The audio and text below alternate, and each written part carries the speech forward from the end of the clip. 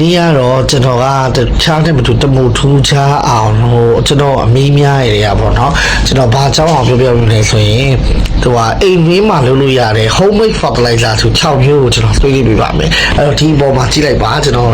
Photoshop လုပ်ထားတဲ့ဟာလေးကို copy ထားတာပေါ့နော်ဒါ Facebook ကပထမဦးဆုံးကဘာလဲဆိုတော့ကျွန်တော်တို့လက်ဖက်ရည်တောက်တဲ့ရည်လွှင့်ချက်တွေတောက်တဲ့ခါမှာအဲ့ရထွက်တဲ့လက်ဖက်6အဲ့လက်ဖက်6ကြိတ်ဖက်လေးတွေကိုလည်းကျွန်တော်တို့ကမျိုးစားအနေနဲ့သုံးလို့ရတယ်အဲ့ဒါတစ်ချက်ဒုတိယတစ်ခုကကျွန်တော်မိဖို့ကြောင်ထွက်တဲ့ကြက်ဥကုန်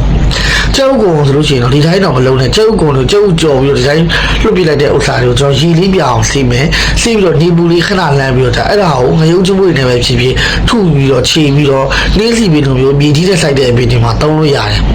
ဟိုကျွန်တော်တို့ငယ်တော့လို့နှင်းစီပင်အယိုးခါကြီးပေါ်မှာကြက်ဥပြီးတော့သွားမစွတ်နဲ့တော့အဲ့လိုစွတ်လို့တော့အားကြီးတယ်မရဘူးမြေကြီးတဲ့ကိုခြေပြီးတော့အမုံလေးဖြစ်အောင်ခြေပြီးတော့ထည့်မယ်အဲ့ဒါဆိုရင်အပင်အတွက်ကက်ဆီယမ်ရမယ်နောက်တစ်ခုကကျတော့ပါလို့ကျွန်တော်တို့စားလိုက်တဲ့ခပြောသီး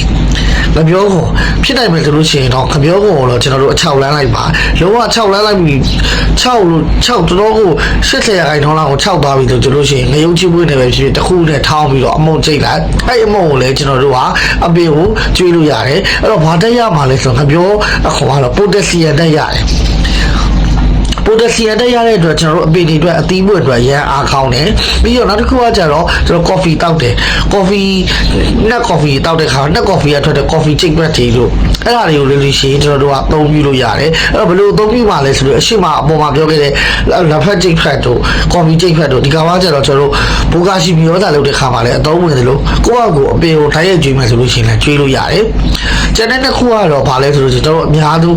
ဈေးရတွေငါးတွေဝယ်လာတယ်ငါးကိုစီးတဲ့အရှိအားစီးတဲ့အရေကိုအာဟာရဖြော်ရည်နေနဲ့လောင်းလို့ရတဲ့အပင်တွေကိုနောက်တစ်ခုကကျတော့စံစည်းတွေကတော့လုံးဝအကောင်းဆုံးပဲတစ်ခွပင်ဒီမှာဆိုလဲစံစည်းလောင်းလို့ရတယ်အိမ်ထဲမှာလာဆိုင်တဲ့ခမုန်းပင်တွေအလားဆိုင်ပန်းတွေပြီးတော့နှင်းစီစပယ်မြည်ကြီးနဲ့အလားဆိုင်တဲ့ပန်းတွေဝင်လို့ရှိရင်စံစည်းကိုရေနဲ့ပြန်ရောစရာမလိုပဲနဲ့တိုက်ရိုက်အသုံးပြုလို့ရတယ်ဒီ6တီးကတော့အိမ်တွင်းမှာကျွန်တော်တို့လုံလောက်အသုံးပြုလို့ရတယ်မြို့ကြောင်ထွက်တဲ့ပစ္စည်းတွေနဲ့သုံးလို့ရတဲ့ homemade fertilizer 6မျိုးဖြစ်ပါတယ်အားလုံးကိုကျေးဇူးများကြီးတင်ပါတယ်ဘိုးတရရဆိုရင်ကျွန်တော်ရဲ့ TikTok channel ကို like share လေးလုပ်ပေးပါခင်ဗျာ